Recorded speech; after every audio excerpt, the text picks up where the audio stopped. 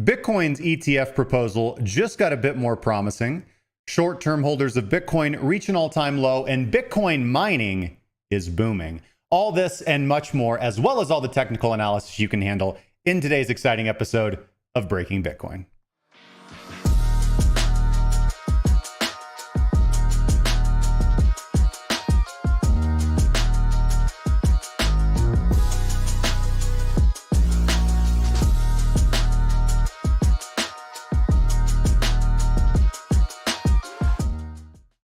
Ladies and gentlemen, welcome back to Breaking Bitcoin, your daily source for everything cryptocurrency trading and markets. My name is Justin Wise, lead analyst and senior mentor at CrackingCryptocurrency.com. Hopefully everybody is doing absolutely fantastic today, wherever they happen to be tuning in from and wherever they happen to be in this wide world. Today is Monday, August 14th, 2023, foul year of our Lord. We have had an interesting day already in the markets as we are now in the second half of today's trading session. Starting off with a bit of a Bitcoin pump, we saw markets responding quite positively, but just within the last hour or so, there has just been a devastating sell-off, particularly in Bitcoin. Altcoins are still actually holding up, but Bitcoin has been pretty demolished within the last couple of hours, giving back all of its gains and then some, bringing us back into the consolidation range from last week. In today's episode, we are, of course, going to be breaking down Bitcoin. We're as well going to be looking at other interesting altcoins. We're going to be looking at what altcoins are picking up steam on the weekly time frame, what altcoins are looking interesting on the daily time frame. There'll be a bottom feeder strategy update and much more. So anyways, if you guys have questions, please drop them in the live chat. Shout outs to everybody currently watching live. And if you have chart requests, go ahead and get them in and we will do those toward the end of the show. All right, cool beans. Make sure to subscribe and follow if you want to support the channel. And with that out of the way, let's get right into today's initial breakdown, starting with Bitcoin. Here we go. All right, we are in the big scene. Let's go ahead and switch over to the Breaking Bitcoin setup. And we, of course, will start off with the grand pappy of them all. First with, of course, no indicators and just kind of seeing overall where we're at. All right, so it doesn't take a genius to identify that we have been in a nice uptrend for all of 2023. So far, just looking at price action structure, essentially what has happened so far is we have taken out this previous week's high. So we have established a new high, but this is very speculative. Notice how we took out those highs on very high wicks, and we haven't had any real convincing closing candles on the weekly time frame up here near the $30,000 mark. So this just shows to me a little bit of a lack of conviction from the broader market. The bulls unable to really keep momentum to push price up higher. Now, if we do start seeing, we have to consider this because we are in a macro uptrend so far with a kind of micro downtrend within that macro uptrend. We do want to take any and all opportunities to trade if we see signs of continuation. This is a very interesting and slightly dangerous area of the market because this is the area of the market where if you've been positioned for a while, whether it's for months or for weeks, I mean, you're sitting in a good spot. You're looking at an area where taking profit right now is good. You've seen nothing but the market come sliding down. So emotionally, what's going on with traders right now is they have to juggle greed and locking in profits. All right. And of course, I know in the cryptocurrency world, taking profits is one of the most difficult things that traders can do. But it is absolutely necessary, guys, that we do take profits on these positions. So we've got this kind of maelstrom of traders who are currently positioned, who are potential sellers, in a situation where as the candle creeps lower and lower, they want to continue. They feel more inclined to take profits while they still can. And simultaneously, we also have traders who are on the sidelines or looking to get back into their position, who are saying, hey, now that Bitcoin's dipped a little bit, I'm going to slide back in. So we have to be a little patient and watch how this battle plays out, as with all things. Okay, so we're watching the daily very closely. Let's get back to our PTP here, and we can see something very clearly. Our main trading hypothesis right now is, of course, bearish for the Bitcoin asset. We have crossed and closed below the weekly baseline, the Hall moving average 60. And every time we do that, or 85% of the time when we do that, we do continue heading south. So until we do get a nice cross and close above the $30,000 range, 3804 is currently where the weekly baseline is sitting at, we will retain that bearish bias. So hedging up until we see signs of a reversal here. The daily time frame will, of course, allow us to take positions earlier than that. On the daily time frame, of course, we did cross and close above the daily baseline, and we've had basically 5 days of pullback since then. Today's Monday candle was starting off very strong, of course, trading up to 29,657 almost, a little bit higher, depending on what exchange you're on. But we have since just kind of crushed right back down, right back on top of the daily baseline. I'm going to pull up the BTC USDT chart because that is my preferred chart to use here for our daily analysis.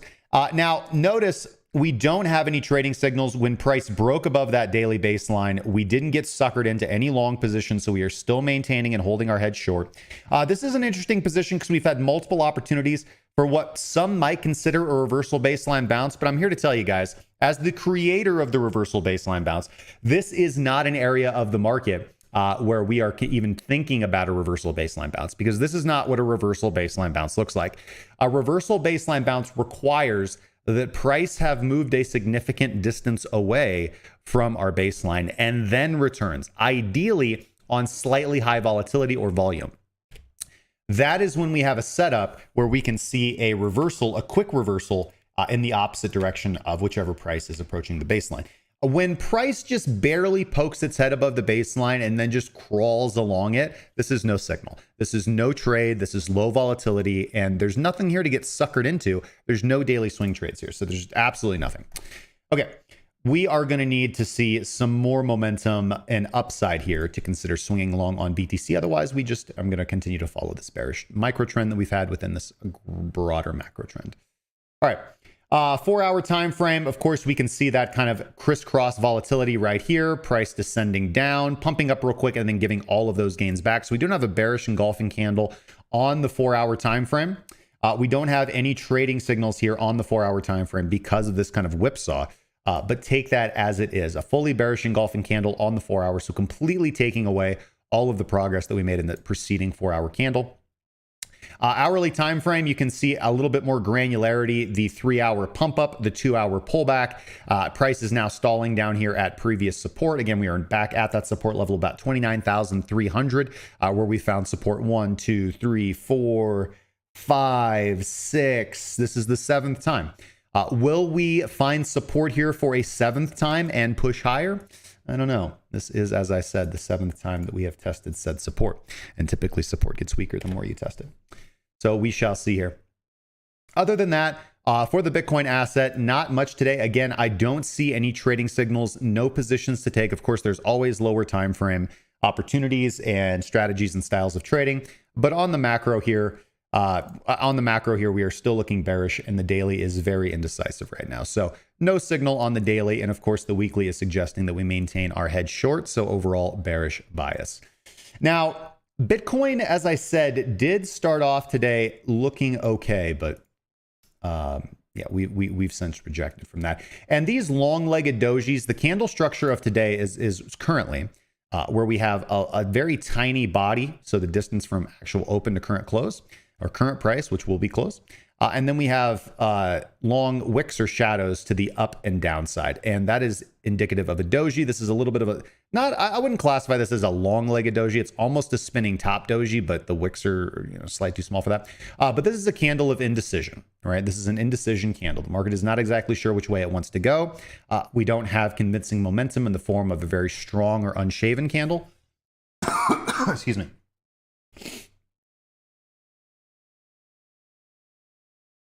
Okay, moving on to Ethereum real quick. Ethereum on the weekly time frame is also bearish as well. Ethereum suggesting that hedge short position as well. I haven't done the analysis on how often and how well Ethereum performs with the hedge system, but closing below the weekly baseline, again, important. We don't actually have any weekly short signals from Ethereum. Ethereum is just continuing to list lazily to the right. If we do see price up here at the $1,900 area, then we could consider something different. This was actually very interesting. If you guys will notice, this is a good example of a reversal baseline bounce setup trade. So we have price that has descended a good distance away from the daily baseline here. And then we return to the daily baseline very quickly. And this candle right here, where we close below the daily baseline, this is a reversal baseline bounce short setup, right? Where you take a short on the close of this candle, And so far, so good. So far, so good. Still trading within the channel boundary right here. So no trade signals right now from Ethereum. But if we do get a bearish close on today, descending below the daily baseline, then we actually will have a short signal. And we actually will have a daily short signal on Ethereum. Tyler says he was saying daily close below 29.4 will put a stop to my midterm bullishness. Well, these things happen, man. 29.3. So we'll see how we close today. We will see how we close today. Back to Ethereum. All right, we discussed the weekly, of course. We discussed the daily. You can see here a very similar position. Actually, almost this could have been a 4-hour, reversal baseline. I'm not sure. Right here, that would have been a very good one. That probably striking the TP. We actually do have a short 4-hour signal coming in on Ethereum here right now, and no hourly signal, interestingly enough. But of course, you guys can see right here, price breaking down and continuing on in that direction. See here.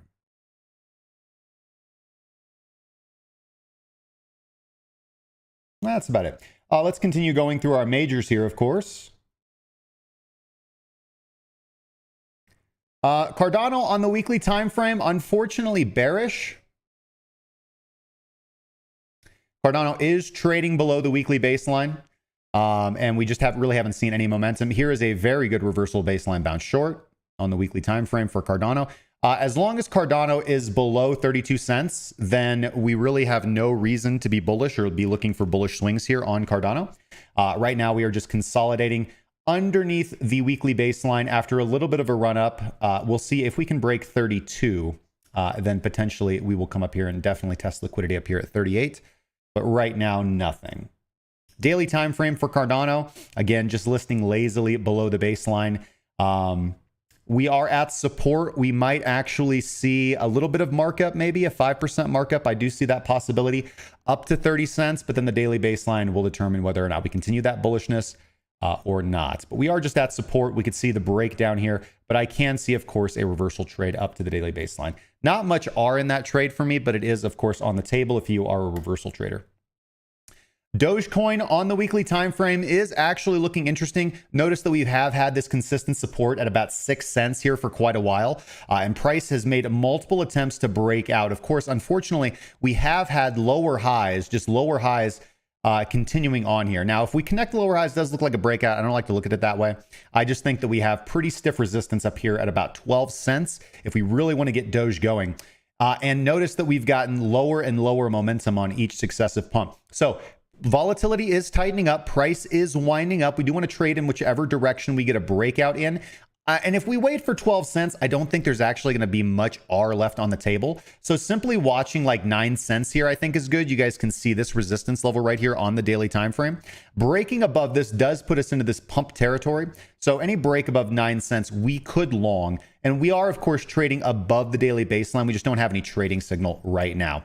Of course, on the contrary, if we do break down below 7 cents, then we're probably going to be setting up for a short.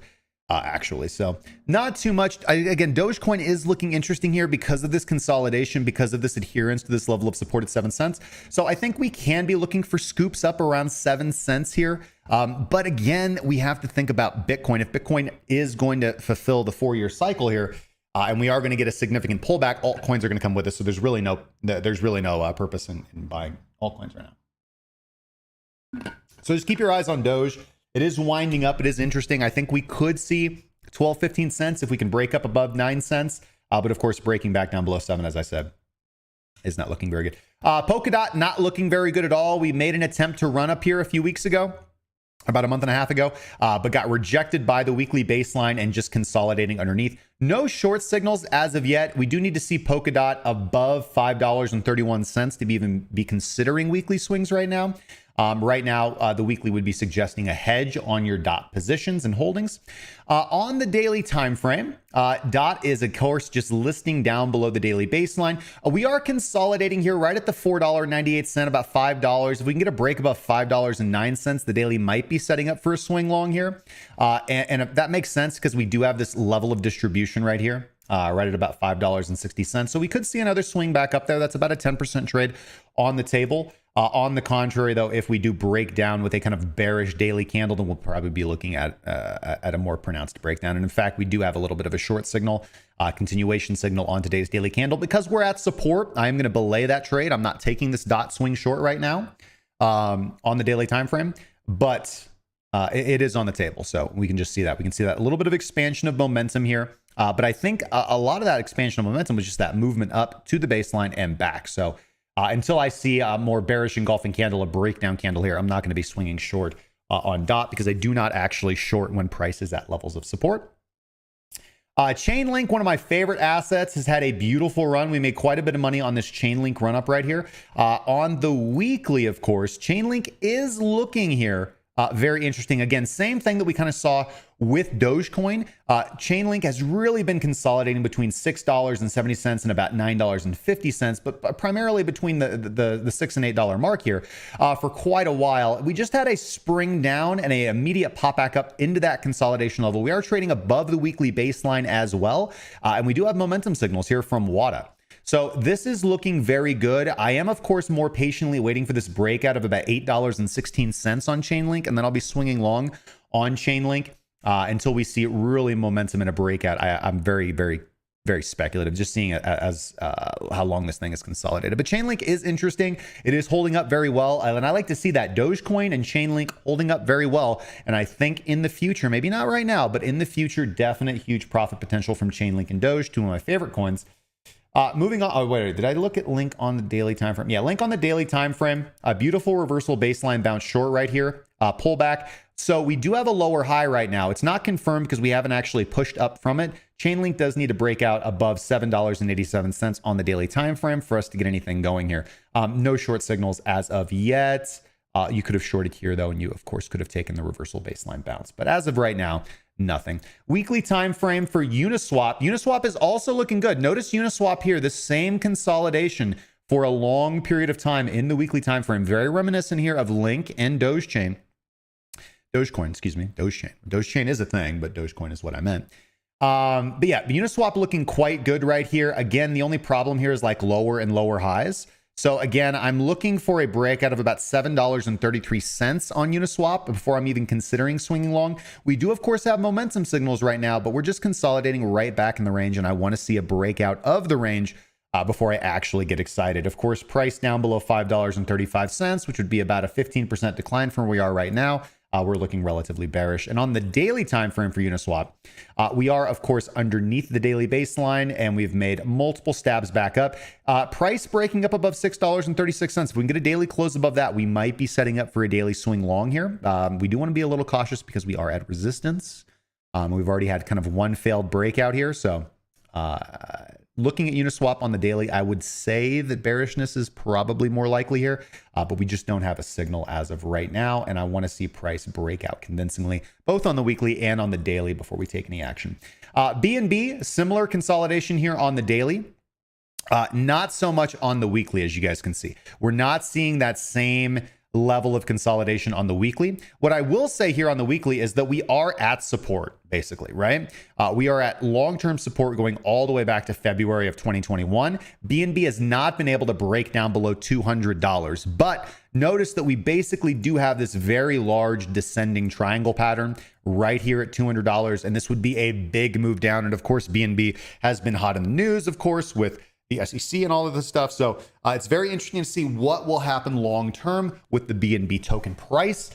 But I will say that right now, I would most likely be scooping up longs. I'm not taking any action right now, but just looking at this, this looks attractive for the short-term swing to the upside if we do get some momentum. And of course, the daily will dictate that.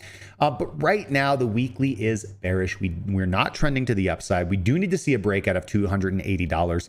And with us sitting this close to support, guys, I am just a little bit worried about the floodgates that are going to open up if we get a close below $200 or $220. This is looking very dangerous for BNB. It is attractive, of course, because we are at long-term support. But with all of this, with this black maw hanging below us, this is very, very dangerous.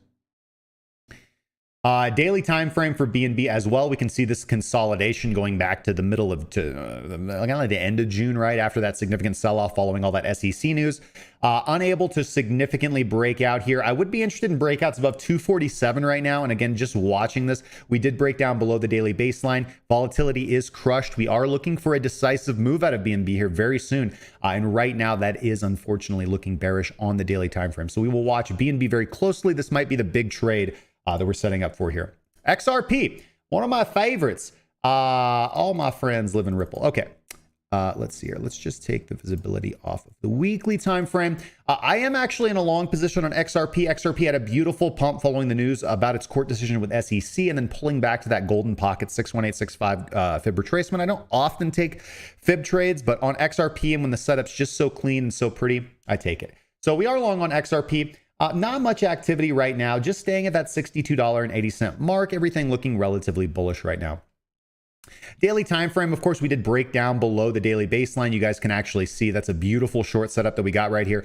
Now we've got a little bit of a double bottom. Again, not confirmed because we haven't pushed up off of that bottom, but just right back in that. I mean, we're just trading right in that golden pocket right there between the 618 and the 65 fib retracement right here. So again, very cool unless we get a daily breakdown below here. A wicks down I'm fine with, but a daily breakdown not cool with. And just looking to take price back up here to the 382. So all right, so XRP looking good on the daily. On the weekly, Solana, everybody's talking about Solana. Solana, again, weekly consolidation right here, about in the $17 range. So we've been ranging between like $10 and like $27. So pretty volatile range, but overall you can see if you just zoom out, not too much craziness here.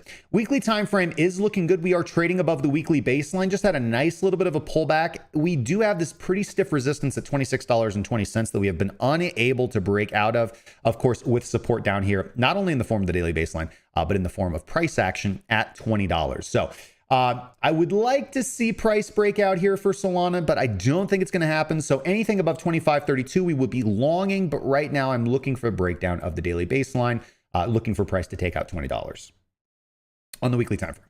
On the daily time frame, relatively bearish. Nice short signal here that didn't really amount to much. Daily time frame might be giving us a long swing above $25. We'll see. We'll see. That would be, again, be that nice breakout that we're looking for here on the weekly. The daily is going to give us that signal if it does happen, because we are pushing and poking at that daily baseline right now. So watch Solana quite closely. And then we will conclude today's breakdown with MATIC. MATIC looking, I mean, it looks juicy, right? Like high or low, but we haven't pushed up off of it. Resistance up at 85 cents. Guys, you know, unfortunately, you know, like MATIC just hasn't really been able to perform. You know, didn't come all the way back down to support. We did put in a three-pronged rally here on MATIC once we did break the weekly baseline here on MATIC. But we've sold off significantly since then. We do have support at the 36-cent mark. We do have support, of course, here at 58 cents, which we are currently forming a higher low. We do need a breakout above 83 cents to be weekly bullish on MATIC. And on the daily time frame, of course, nice breakdown of the daily baseline. You can see that's a beautiful short position that was opened up, pop back up, setting almost, again, maybe a reversal baseline bounce short here. I don't really like the look of it. No trading signals right now, and the daily might be signaling for a swing long if we can break above 70 cents here on MATIC, but so far not looking too hot. Okay, and that is the broader market breakdown, guys. Okay, we are now going to get into today's current events. Okay, so give me a second.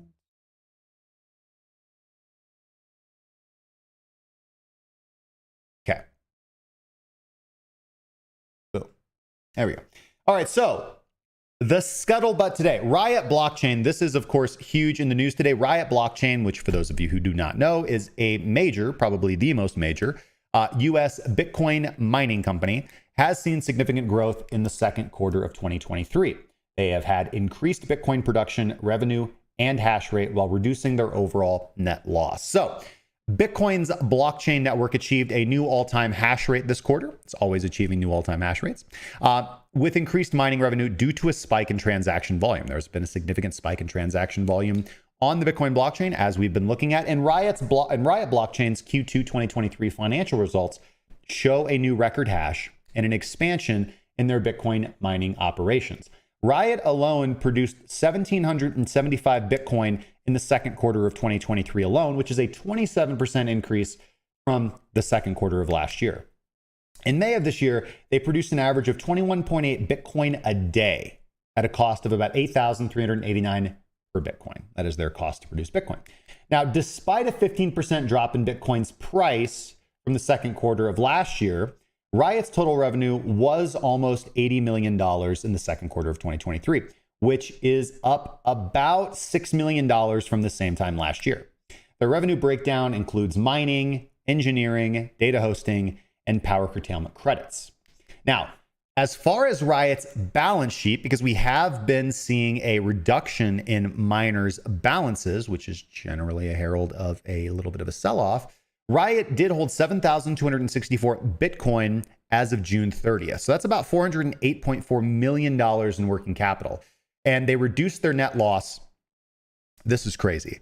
They reduced their net loss in 2023 to $27.7 million. And that is a dramatic improvement because this time last year, their drawdown was $353.6 million. So Riot Blockchain definitely pulling it back on their trades. And this is primarily due to their increased Bitcoin mining production. Now, Riot also achieved a new record hash rate of 10.7 exahash this quarter. And they're aiming to have 20.1 exahash by Q2 2024. Because they have just signed a purchase agreement for 33,280 next generation Bitcoin miners.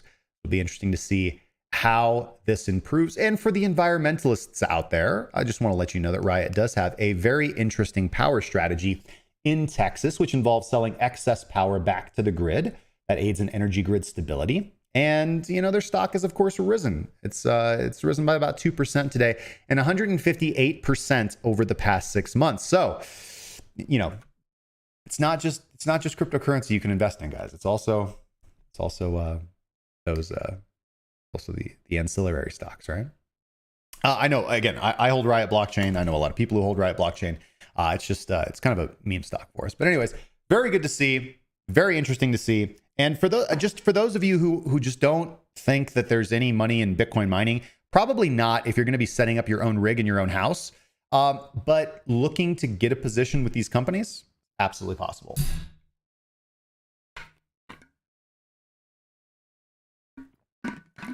Yeah. Drop my lid. It's going to stay on the floor. Moving on. Okay, next. All right. So the likelihood of a spot Bitcoin ETF approval in the United States is increasing, which could significantly influence Bitcoin's market value and draw more investors, despite, of course, past hesitations from the SEC. So Bernstein just put out some interesting research that suggests a growing possibility of a spot Bitcoin ETF approval in the United States. Now, if approved, ETFs could account for up to 10% of Bitcoin's market value in the next 3 years. That's pretty big. Now, Grayscale Bitcoin Trust currently represents about 4% of all outstanding Bitcoin. So we're talking about, with the approval of a spot Bitcoin ETF, 2.5 times the holding of Bitcoin being more distributed across the financial landscape. And of course, we've talked about all the many pros and cons of Bitcoin ETFs, but regulatory approval is going to boost growth by attracting more retail and institutional investors. There's just no other way around this. This is exactly the kind of fuel and the catalyst that we need for our next bull run. Now, of course, we reported last week that the SEC recently delayed its decision on the ARK 21 shares Bitcoin ETF application, with firms like BlackRock and Fidelity also in the race. So, of course, we do not have a firm answer from the SEC yet, but things are starting to look interesting. Now, while many believe a Bitcoin ETF could boost its price, we do have those who don't necessarily agree. Legendary trader Peter Brandt, for example, thinking that the impact of a spot Bitcoin ETF will be minimal. I do disagree with him, however. Now, despite past SEC rejections, which were mostly centered around fraud concerns, and data sharing, recent applications have addressed these issues, and Matrix Port does predict that multiple approvals could spur a Bitcoin rally, and then multiple approvals are likely just around the corner. This is actually what BlackRock had reported on earlier. They just last week, they said that they expect to see this was Cathie Wood. Cathie Wood saying that she expects to see multiple Bitcoin ETF approvals by this year. So very interesting to see, and likely exactly what we want to see for Bitcoin. All right, last note. Despite Bitcoin's unprecedented volatility drop, long-term holders in Bitcoin remain confident, and they are holding a record number of Bitcoins, while short-term holder share is at an all-time low for this current market cycle. Bitcoin markets did, of course, and are currently experiencing a significant drop in volatility, a trend not seen since the cryptocurrency's inception. Now, long-term holders, or diamond hands, currently hold 14.6 million Bitcoin, the highest ever recorded for this group, according to Glassnode. Short-term holders these are individuals who have held Bitcoin for less than 6 months. Oops, sorry guys. Wrong button there. Short-term holders have decreased their Bitcoin holdings to 2.56 million, which is the lowest in the fourth Bitcoin cycle, having been selling since April 2023. Now, Glassnode analysts did note that the conviction of Bitcoin investors remains high, with very few willing to liquidate their assets. We, of course, see this with metrics like liveliness and coin years destroyed continuing to move down, indicating that long-term holders are very content to just sit and not do anything. They're not taking profit. They're really not doing much. They're just holding their Bitcoin. And of course, Bitcoin's volatility, which is something that everybody's been talking about, has reached multi-year lows, with the Bollinger Band's range being lower only once in the past 7 years, in January 2023. Of course, Ethereum's volatility and transaction fee volume are also decreasing, mirroring Bitcoin's patterns. And Glassnode describes Bitcoin's current state as a bearish market hangover from previous cycles, predicting that we're likely going to be having a calm sideways market in the upcoming weeks. However, what we do know is that low volatility precedes high volatility. All right, this is the kind of cycle that markets go through. So we do have to be prepared for a decisive movement as Bitcoin volatility continues to get crushed, because those are the most interesting and lucrative times to establish a position. You just have to make sure your direction is correct. All right, just have to make sure your direction is correct. Okay, excellent. That is the current events. Let me know what questions you guys have, if any, in the live chat or in the comment section down below.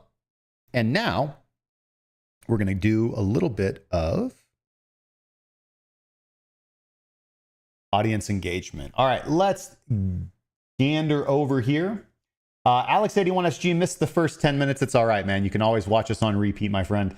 Cryptonomics says that Doge has an intermediate top at 0.99337. Quarter Crawler says Kappa. Alex81SG says, when short H-bar? When momentum dries out, my brother. But that is good. Interesting bearish RSI divergence on the hourly chart for H-bar. Yes, H-bar is, of course, going to be setting up as an interesting short. I want to make sure that it's really topped out. I don't like, it's like the opposite of like catching a falling knife, right? Like catching a rising knife. Bring it back down, equally dangerous. Quarter Crawler says Cass. I don't know if that's a chart request, but I'm going to look at it if it is an asset.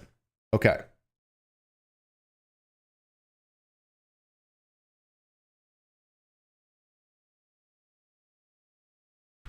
Is Cass a cryptocurrency? Yes.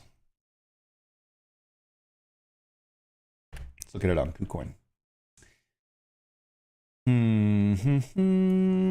Cass is too new to have any TA on the weekly. Obviously, nice rally. No so far bearish engulfing, but this is a very speculative candle right here. On the daily time frame, of course, we do have a breakdown in price. We actually, interestingly enough, don't have a short signal, but we did get one here. So reversal baseline bounce and short signal on this candle right here. And price now back down. Yeah, I mean, no support. Key levels on Cass, obviously, we could see price pick up at about 0.034. We can see price pick up at about 0.027. So these are all logical areas right now. So far, we are getting trending signals to the downside. So it is looking like CAS is breaking down following a nice rally, a 252% rally. Again, so yeah, support here at about 34 cents, support at about 27 cents, or God forbid, all the way down here at about 20 cents. But currently right now, CAS is looking like it is breaking down on the daily time frame. Oh, shoot. I didn't share that at all. Sorry. Here we go. Yeah, here we go. So CAS, yeah. So nice rally. Too young to have any TA on the weekly time frame, as I said, and on the daily time frame, of course, following a nice rally.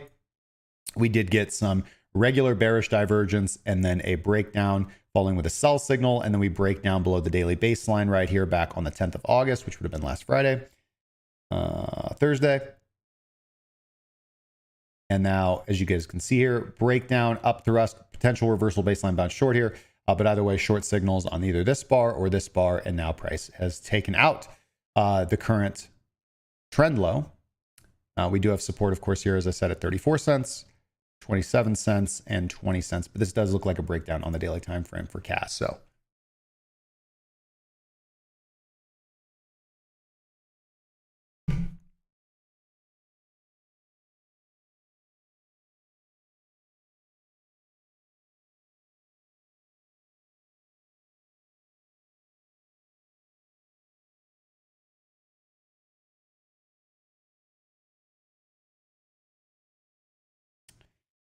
all right, guys.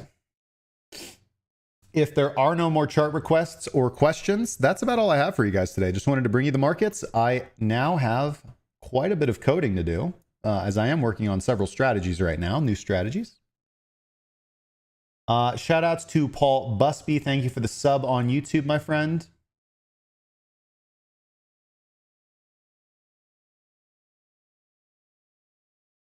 All right. We're going to slide over here. All right. I do have a new video out that I just published on Sunday, 5 shocking secrets of cryptocurrency trading revealed, where I dive into and uncover some of the hidden secrets in the cryptocurrency market. So if you guys are interested in seeing that video, I highly recommend going and checking it out. It was quite a treat to make. It's very short. It's only about 15 minutes long. You will see it. It is the latest upload on the channel. All right, that's about all we have for you guys today.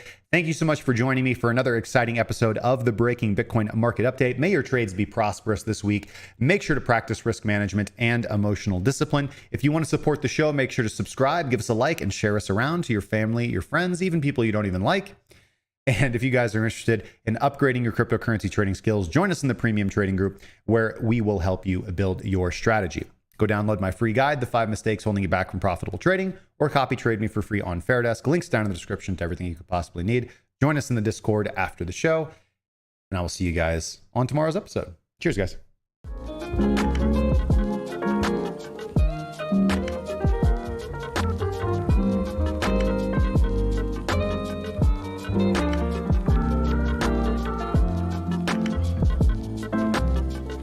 Mm-hmm.